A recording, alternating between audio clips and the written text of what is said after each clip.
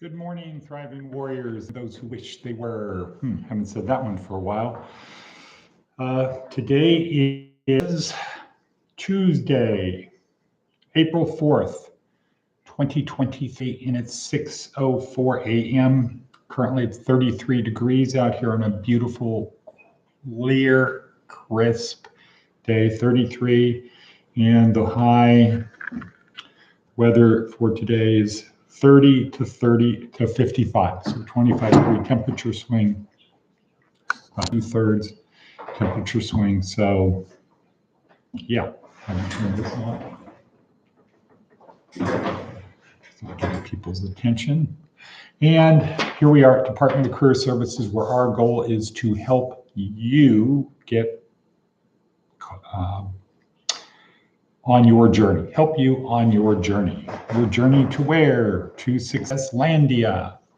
When it was the car metaphor, we used Successville. This is Successlandia. So it's a journey to there on a ship that you get to build and put the treasures you've accumulated over your lifetime, carry them on your ship in the cargo hold, which is part of the ship you build.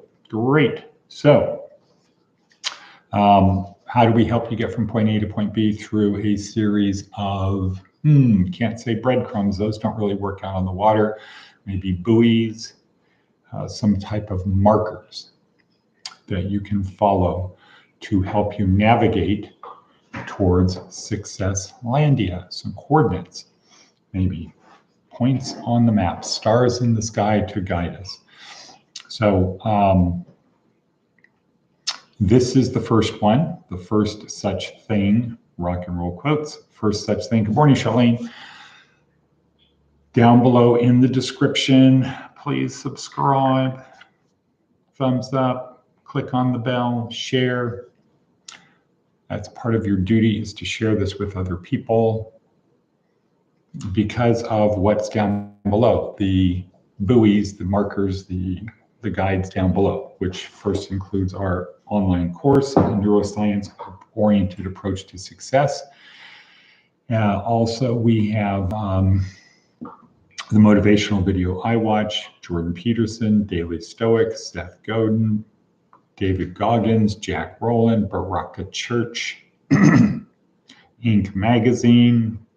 Services we provide our members: housing, clothing, food, hygiene, transportation, skills training, foundational employment, and what? Foundational employment and career planning. There's about 14 links down below. TED Talk, right? TED Talk, thank you. Today's TED Talk is, we're in week 2, day 2, how to navigate our boat, learning how to navigate and build and navigate the ship, that we're navigate our ship that's going to be on our journey. Week 2, day 2 is Simon Sinek talking about neurotransmitters and hormones. Neurotransmitters and hormones in our system. Good morning, Dwayne. How are you? We're talking about Simon Sinek, neurotransmitters. So let's get ready to cast our ship ashore, get our coffee. First thing up, coffee. Coffee.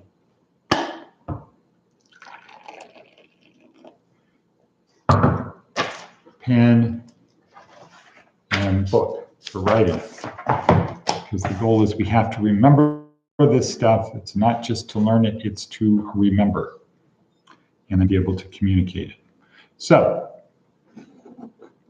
let's see, today's next buoy along our way, used to be breadcrumb, next buoy marker is our daily theme.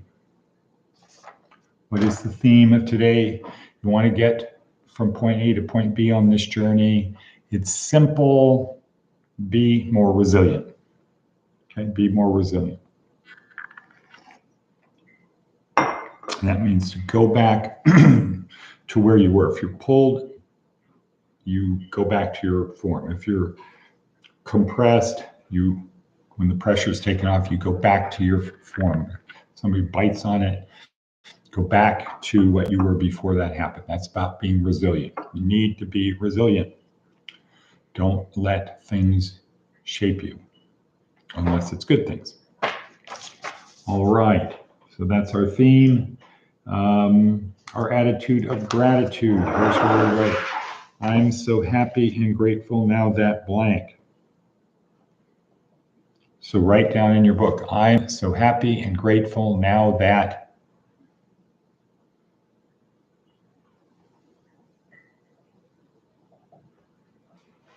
And then ask yourself the question, what am I so happy and grateful for now?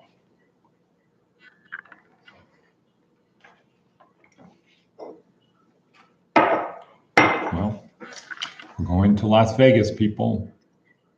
We're going to beat the apartments this morning. The new apartments on Sunrise. So Dwayne, if you want to see us sometime, our apartments are down on Sunrise, down near Eastern. I don't know the number off the top of my head, but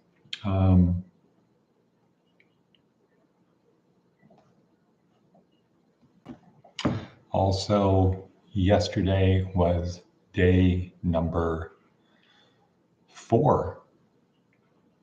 Day number 4 at the jail. So I've done 2 days in Pahrump and 2 days in Tonopah now, so that was good. Next on our hit parade, our TED Talk. So Simon Sinek, TED Talk, Simon Sinek talking about neurotransmitters. All of our feelings come from the release of neurotransmitters and hormones. Things that get us to act without thinking. Simon Sinek talks about 5 of them, 4 positive, 1 not positive. Endorphins, dopamine, serotonin, oxytocin. The first 2 he calls the selfish chemicals, and endorphins and dopamine, because you don't need anybody to get them, anybody else around you to get them. You go work out, you laugh, endorphins, have a mission, have something you need to do, dopamine. Okay, that's just very loose. Serotonin, feeling of pride, status, and oxytocin, the warm and fuzzies, the unicorns, the rainbows, the feeling you get when you pick up a baby, you hug your grandmother, et cetera, those are oxytocin. So he talks about those, and he talks about cortisol, brain cloud, and not good. So this is a very important one because we are controlled by our emotions, our feelings, I should say. We're controlled by our feelings, and our feelings are our feelings come from the release of neurotransmitters. And the neurotransmitters are released based upon certain beliefs that we have. Dwayne, I left Vegas in 2007, went back to Oakland, take care of my mother before she passed away last year. Condolences. And I too remember him from Oakland. Akrapania. So, glad you're back. Or are you still there, Dwayne? Are you still in Oakland? If so, remember I used to live above Castlemont High School on Seneca Court. All right, that's TED Talk. Seth Godin, what does Seth have to tell us today? It's a long one. Where are we in terms of time? 9:22. Okay, we can do this. Debt is a financial miracle. If you buy a property for 20% down with the bank financing, the rest, it goes up by a value just over 10%. Your profit is 50%. I'll wait while you do the math. Okay. So you put 10% down or 20% down. The house went up 10% in value. You made a 50% increase on your cash on cash.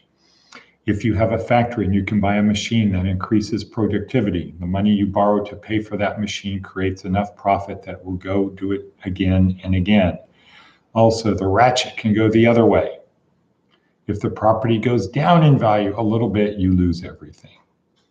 If your competitors buy a better, more expensive machine than you have, they can sell for less than you can, and your investment disappears. This is a Stanford graduate breaking it down to make it so simple it seems, to make it so it seems so simple. Farming is difficult, it always has been, but leverage and debt make it a persistent challenge. If the weather is better than anyone expects and the markets are just right, you'll really do well for the season. But if conditions change, if fertilizer is hard to get, if there's a glut, well, the bank still does fine, but the farmer can get wiped out.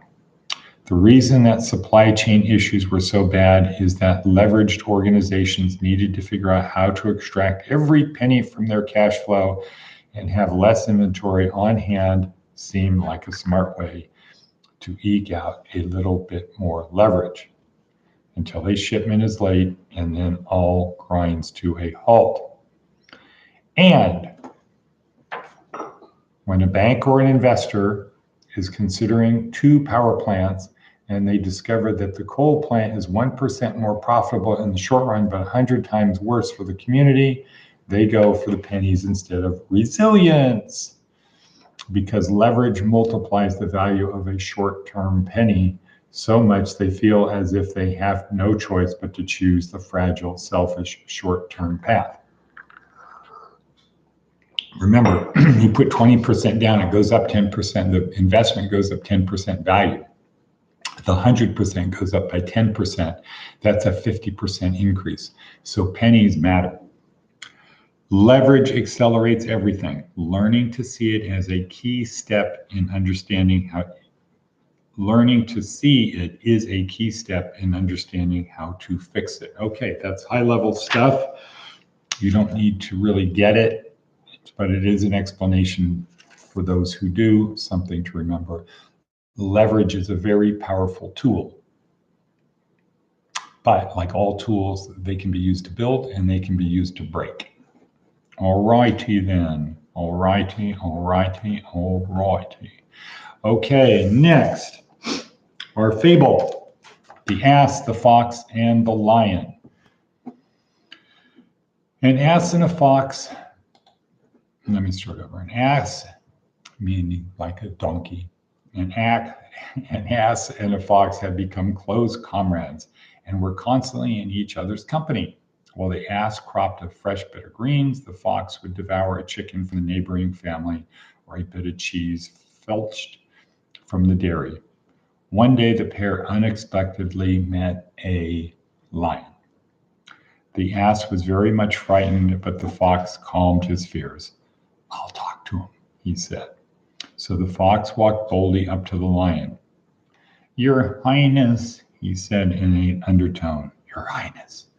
So the ass could not hear him. "I've got a fine scheme in my head. If you promise not to hurt me, I will lead that foolish creature yonder into a pit where he can't get out, and you can feast at your pleasure." The lion agreed, and the fox returned to the ass. I made him promise not to hurt us," said the fox. "But come, I know a good place to hide till he is gone." So the fox led the ass into a deep pit. But when the lion saw that the ass was his for the taking, he first of all struck down the traitor fox. Aha, so get it? Fox set up the ass to save himself. Fox did that. His plan worked, but oops, the lion first of all turned on the fox, the traitor. So traitors may expect treachery. Okay, here's what I say. You pay for what you get. The fox paid getting the lion to agree to his treachery. Okay, the fox got the lion to agree to treachery. He paid for it. The lion simply played tit for tat with the fox. That is, the fox believed he, the lion, could be trusted. Why should the fox trust the lion? Further, the lion applied the categorical imperative on the fox. You act treacherous, treachery will act on you. Don't breach the trust shared with comrades. We need others in order to be successful. So that's the bottom line. Don't breach the trust that you have with other people for your short-term goal. Segue, bringing back FABLE. Leverage. Okay, here is our prayer.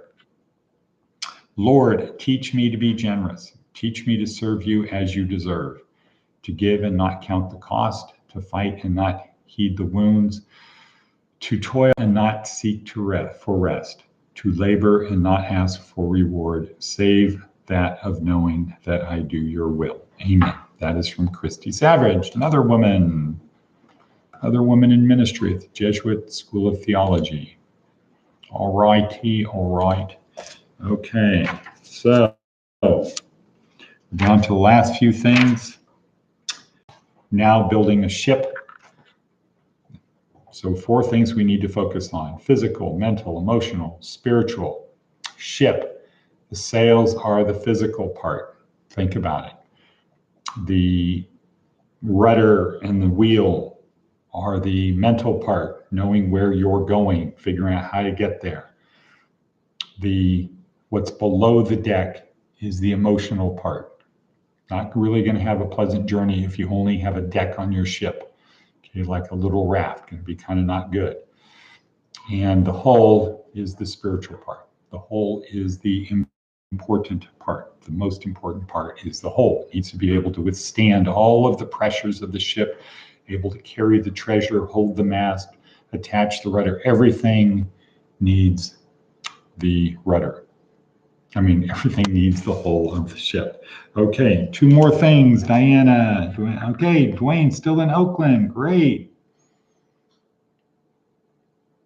Dealing with the socialization in the house. Diana, thank you. Navy SEAL Maxim. Yesterday was the only easy day. David Schmeck, Navy SEAL, will be heading back to Texas late this morning after we go to the apartments in Las Vegas. So Dwayne, how are things in Oakland? How are things in Oakland? Not how are things for you, but how is Oakland? How is Oakland these days? Okay, Navy SEAL Maxim, last thing. When is the mission done? The mission is done when we stop breathing. God has a plan for you. So if you're still here, that means God isn't through with you yet. It has nothing to do with grace, has nothing to do with getting into heaven. It's God has a plan, and if you're still alive, you're part of that plan.